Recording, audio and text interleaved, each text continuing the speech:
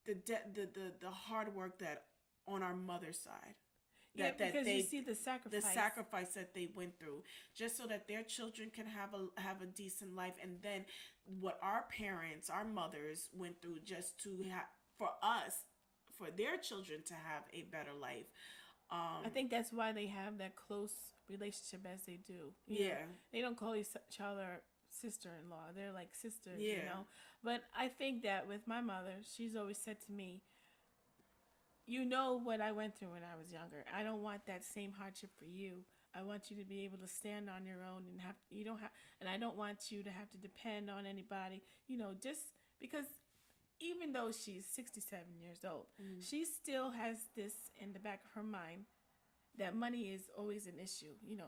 You know, she's, you know, retired now or whatever, but got a good old pension. Yeah.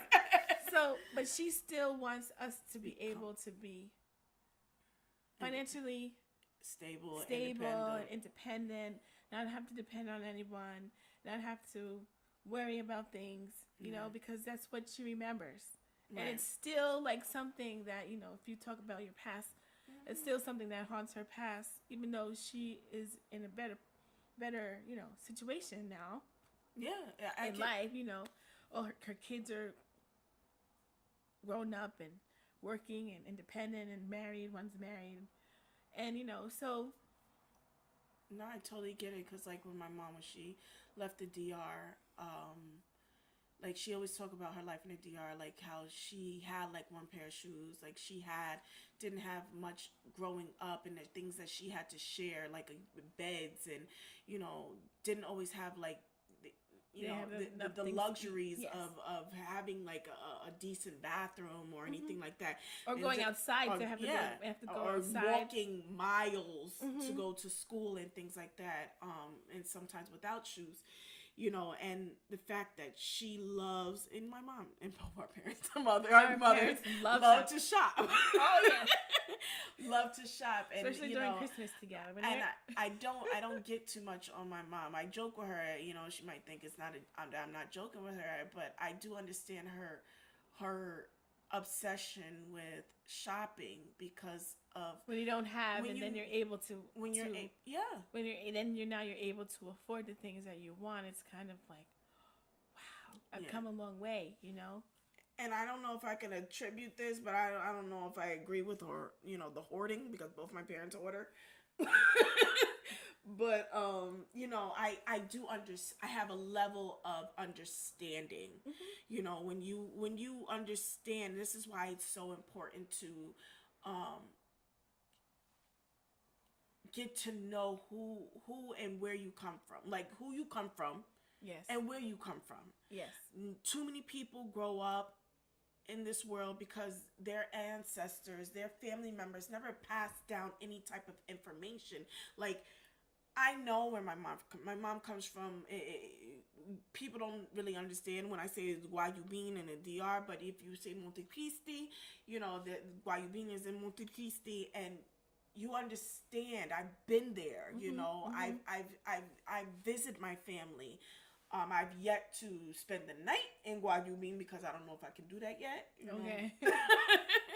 But you know, I've stayed in the DR for a significant amount of time, you know, and understanding where my family is, especially not especially, but on my mom's side, because that's what we're talking about, our mom's side, our Hispanic heritage, you know, that side of the family.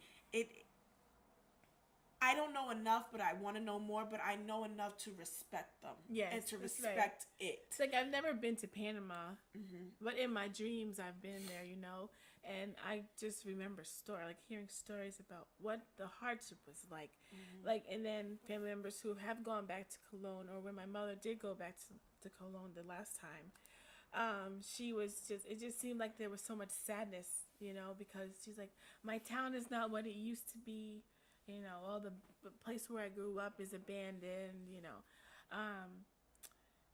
But I've always wanted to know, like, from her perspective, what it was like living there. You know, I know that's a trip that you guys need to take. Yes. You know, sometime soon. You know, if she's up to it. You know. I don't think she's ever gonna go back.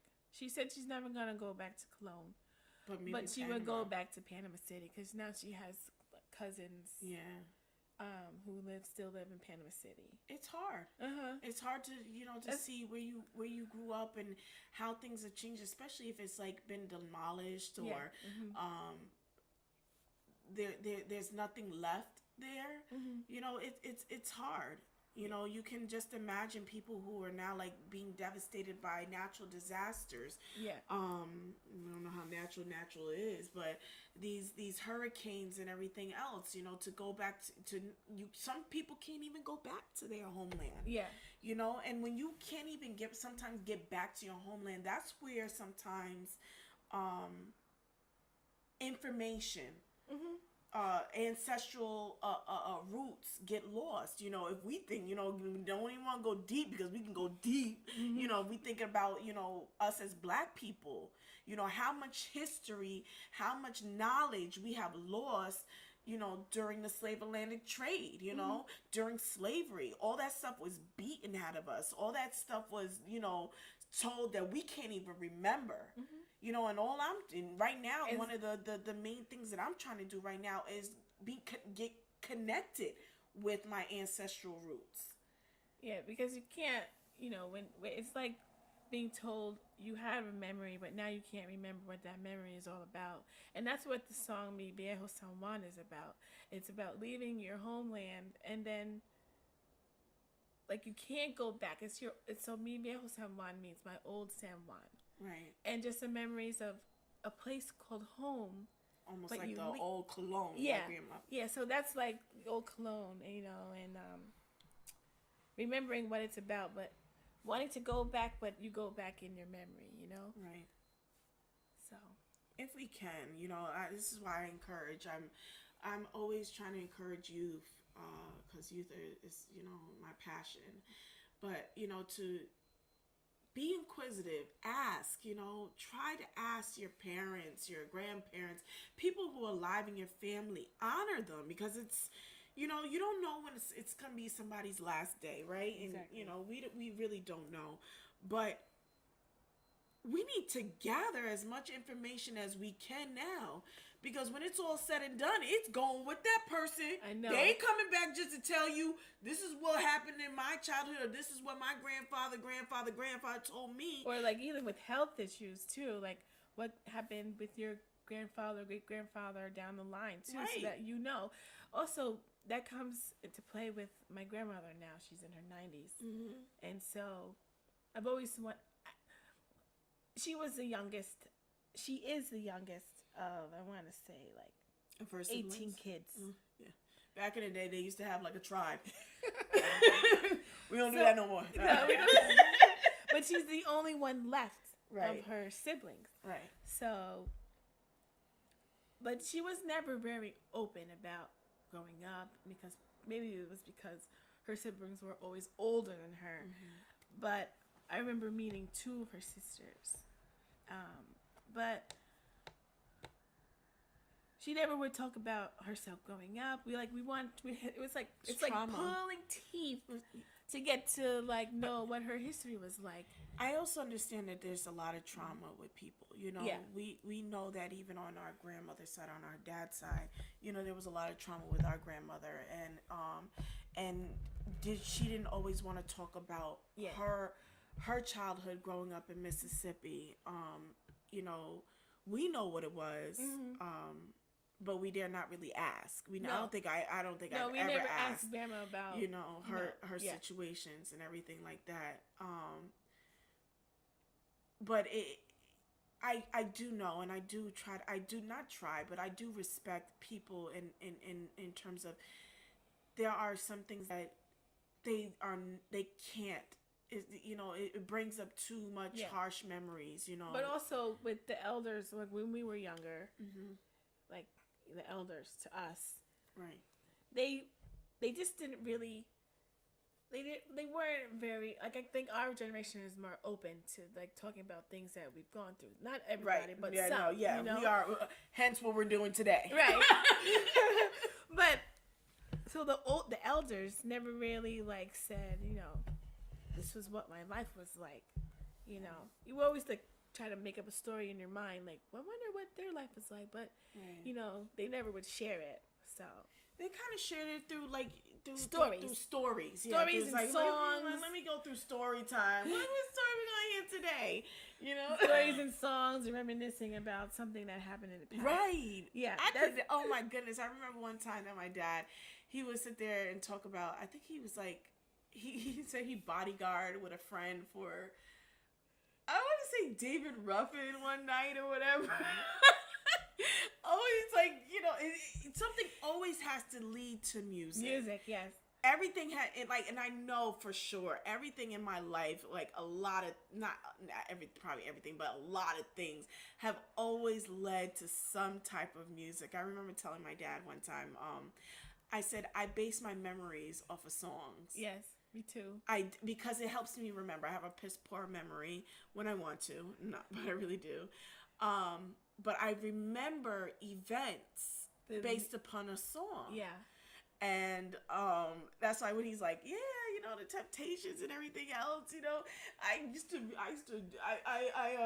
I bodyguard for David. I was like, yeah, right, Daddy. You know, if you ain't got the pictures, it ain't really been happening, you know. that's today. If you go to a concert and you don't take a picture, it never happened. Right, it didn't happen. That's why we gotta stream it. We gotta sit there and take a story, a boomerang, post it on Instagram. Because if it didn't happen, we don't even trust Snapchat. Because Snapchat only does like a 24-hour loop. You know, it doesn't even don't even loop.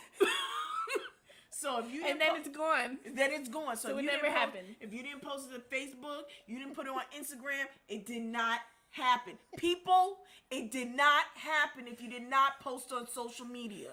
I don't care what you say. But back in the day, like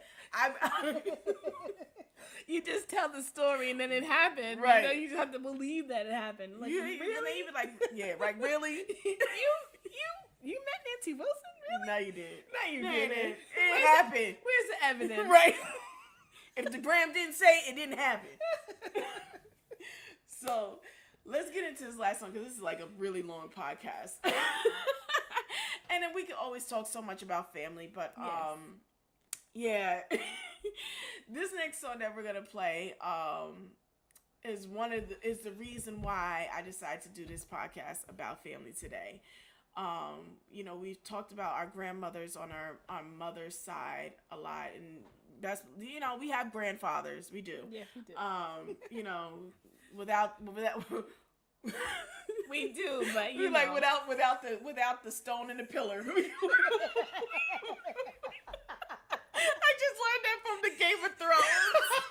The stones and the pillar. Without the stone and the pillar, where would we be? You know. But we do have grandfathers, but you know, our grandmothers. You know, it's always a maternal thing. It's a, you know, the mother's love, the mother's womb, the womb. You know, the mother taking earth. care of. Yeah, you know, we making sure everybody's, you know, right, fed. Right.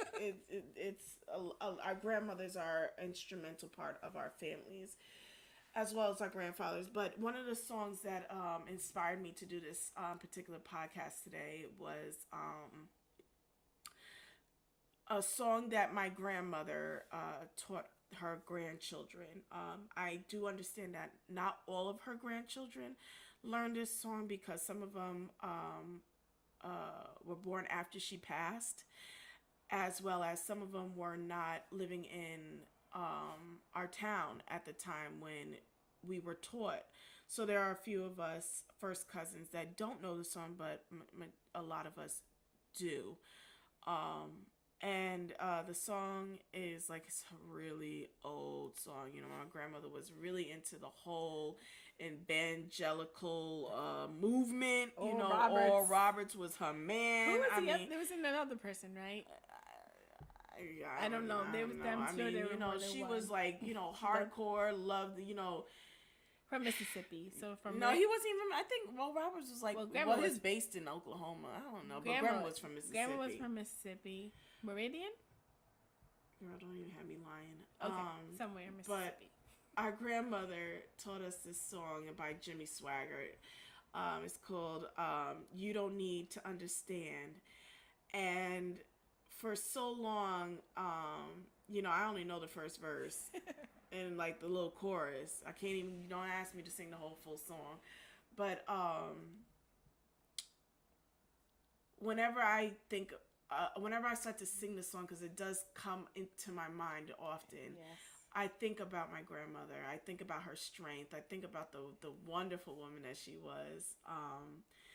Not just to us, not just to her children, not to just her family, but to the community. She truly was a wonderful woman. She was like the caretaker for the community. Yeah, like no lie, caretaker for the community. That's like an understatement. Yeah, yeah. But she taught us this song. I asked my dad, why did she teach us this song? She's like, it's just something that she taught us. Just it's almost like, y'all make sure you know the song. Mm-hmm. But I also think it was to know that faith. It's a song about faith. You don't need to understand, because in life you don't understand. You don't understand everything. When you're a child. Yeah. Why things happen the way they are, but you don't need to understand. But the only thing that you do need to understand is that God is the head of your life. Right. So growing up, we sang the song but didn't understand it, and I think that's why we memorized the song. But it was like later on when you became an adult and you really started to have you're going through life not by yourself, but sometimes you are by yourself because you're by yourself in the moment, knowing good and well you do have a large family in the background, but you're trying to make your own way. You're trying to make your own way, and sometimes you don't understand. Yes. And that song has, babe, let's just play the song so that you'll understand. It's a really old song. I'm gonna tell you now. It's a really old song. Get ready for the banjos. Yeah, get ready for like the Dixies, and everything. But the song, you'll hear the song and understand what we're trying to say. So, play the song, DJ.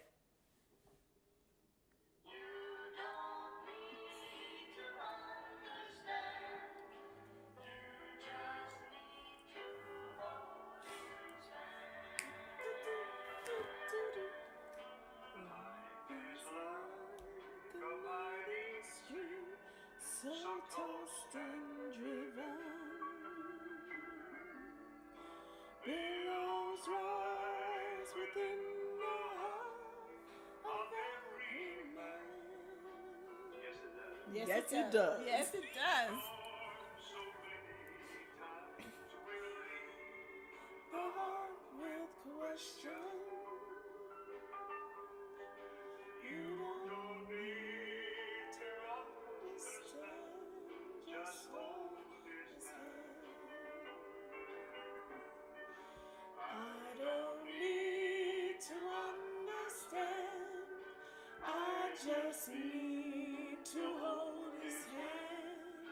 I don't ever hate to ask the reason why. For I know you make a way through the night and through the day. I don't need to understand, I just need to hold his hand. So, listening to those words, I'm surprised I didn't tear up. Only because it just so heavily reminds me of my grandmother, and I do miss my grandmother. I miss both my grandmothers dearly. But yeah, like, times be hard. Yes. I know, like, since I left my parents' house and becoming an adult, like, I'm like, I'm telling these kids all the time, you don't want this life, yo. I'm like, stay a teenager as long as you can. You don't want this life. You're not about this life. You are not ready. And it's not even just about paying bills. Just being an adult is a serious matter. You got to be ready for it. And you're not something that you want to rush into. Take your time. So like when I've gone through like my little hard moments, because I don't know if I really had a real hard moment yet, but when I go through my hard moments, I've had some hard moments. Let me not even downplay my journey But you know, going through these hard moments is like, I sometimes I believe, like, I'm like, God, you know, like, I don't know if I could do this again. Mm-hmm. I don't know if I could. I don't know. But in the back of my head, I'm like, Leilani, you know you can. Right. Like, You know, because you know. you know because you know, like, if something happens, you know you're gonna bounce back. Like, that's how I feel. I don't know if that's how everybody else feels, but that's just how I'm like. I think, like, it. God forbid, you know, I don't wish myself upon it. I really don't. But like when I had my last miscarriage, my third miscarriage, I was like, I don't know if I can go through this. And then it happened again. And I'm like, and I made it through. Yes. I made it through. It was hard, Yeah. but I made it through. And I don't know why these things happen, but I'm leaning upon faith. I'm leaning upon, you know, my spiritual guidance. I'm leaning upon my ancestors to hold me down. Yes. Because when I'm down, we have that. I mean, because not everybody has that foundation, but as a family, we have that foundation. We've always had that foundation. So we know that when hard times come, we know that there's a God that we can call on, and He's going to be there for us. And yes, we lean upon God, but we also lean upon family. Our family. And not even just our family, because I start to remember grandma. Yes. I start to remember great uncles and people who came before, and even people I've never met before. Yeah. Just knowing that there was somebody who was somebody, because we don't know who Papa Jim was, but we know that those are ancestors that have our backs. Yes. They still and have our they're still backs with us. So you know they're always going to be holding us. I feel like they're always going to be holding us up. Right. I mean, there's times, I don't know, you know, a few years ago, I went through a situation where I was at my lowest. Mm-hmm. And it was the most scariest experience that I would never wish Upon on anybody. Mm-hmm. Your worst enemy, your best friend. I wouldn't wish that word depression on anybody. Right. But I don't call it depression. I call it a learning experience. And when I was at my lowest, I felt like it was death. And I was convinced, like nothing could tell me that I wasn't gonna. I felt like that year I was gonna die. That year Right. I was dying. Right. But what I remember the most, it was your mother, my mother, and your mother and my mother. They came to my apartment. All I remember was it was foggy, but I remember taking a ride, you know. So family was there. That's what we're talking about, family. Family was there. If I don't know what would have happened if I went through that alone. Then I guess when the cloudiness kind of faded away, Family was still there. family was there. Your dad was there. Uncle Damon was my uncle. Other uncles, my uncles from my mom's side. My sister was living in LA at the time. But what I do remember, because I think you were there. I was there You gave me that day. You gave me a journal with the lady on it. And I think I remember telling you, call my sister. But those things that you go through, I wouldn't be able to talk about it if I know that I'm better. I know that I've come over that hump because I'm able to talk about it, you know? Right. But Because we know that there are situations. If I wasn't ready to talk about, you want to hear me from nothing. But like when you're ready to talk about, you know that you have overcome, and you're ready for somebody else to hear your voice. Because you know, it's important. it's the most scariest thing that you could ever go through. And then when you're going through help, they see a young black lady, female, who's, I mean, you know, I wasn't dressed in like rags or riches, you know, but you know, I had a job, but I wasn't able to carry the full hours of my job. And they're questioning you like, well, why are you depressed? You seem like you have it all. Well, at the moment, this is how I'm feeling. Don't worry about me. Yeah. Know that I'm going through it. Yes. And so, you know, oh, why? A lot of questions. I just remember a lot of questions. And take your medicine. But I'm like, I don't need to take my medicine, you know. And then I finally said, okay, I know I'm doing better because people are encouraging me to keep it moving, you know. Right. Then I finally said to my doctor, listen, Dr. Starr, I don't need this anymore. What do you mean? And I need to present my case.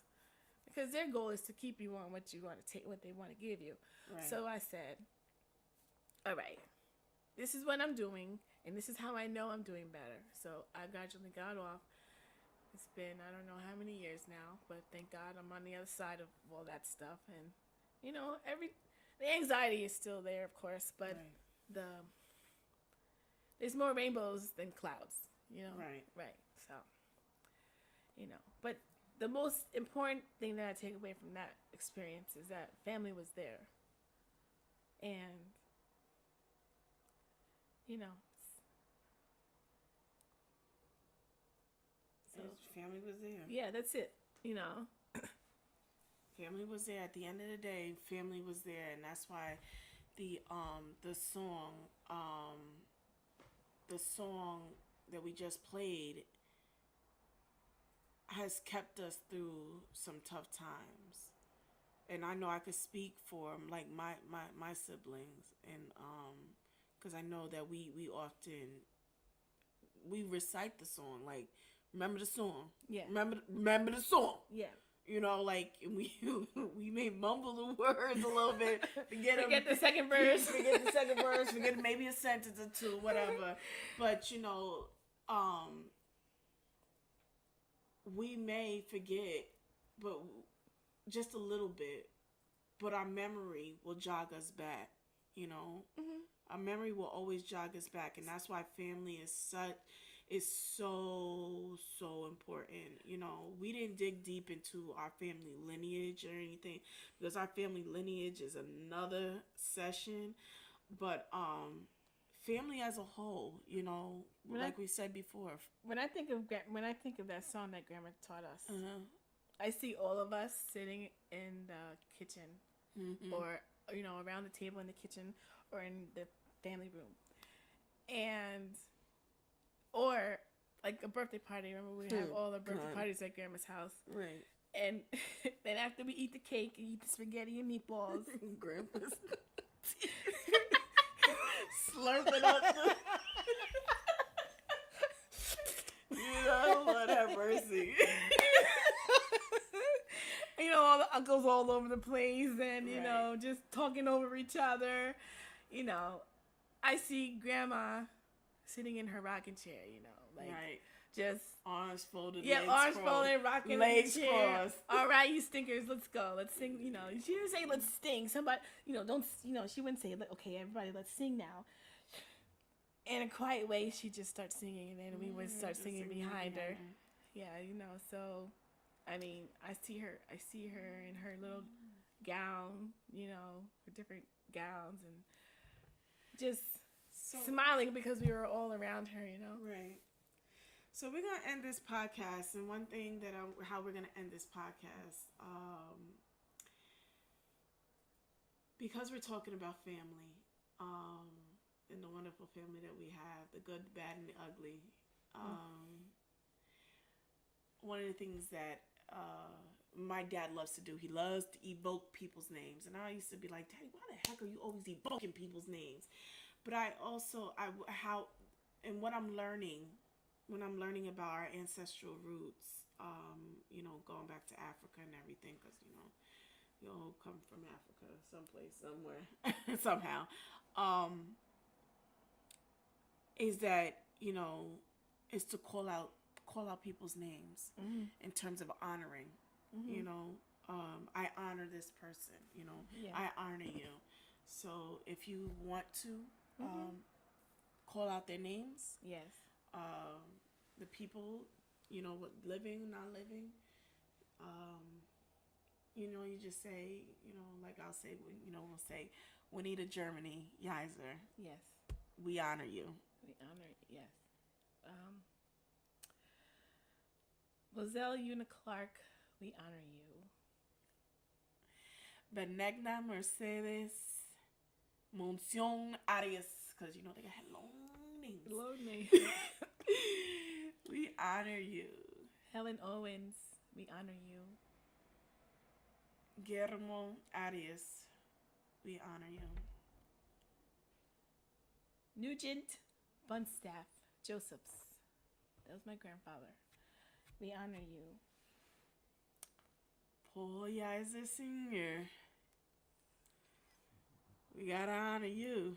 We honor you. We honor you.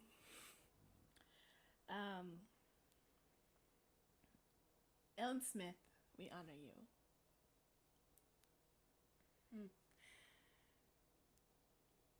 The Yiser clan from present to past, because there's too many of y'all. This is the clan part. Yeah, we honor you. We honor you. The Josephs family, we honor you.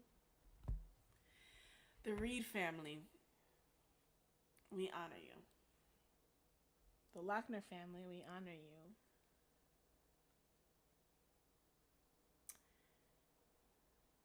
I also would say the Arias and the Monción family from past to present. We honor you.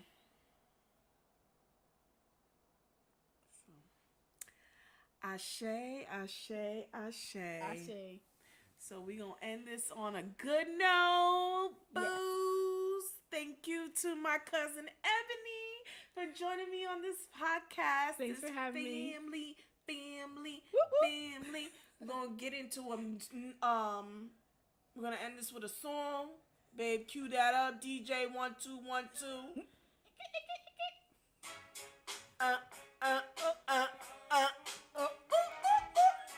Get it. Let's get it.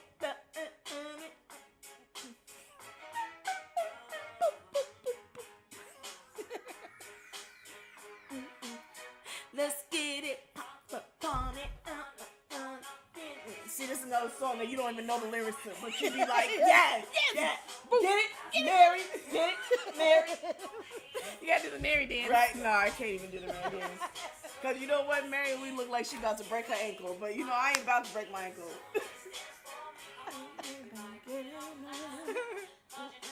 Get it crunk.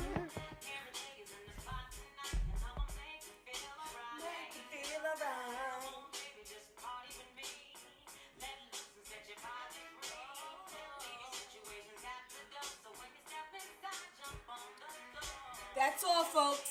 Have a blessed one. Good night. Till next time, be blessed.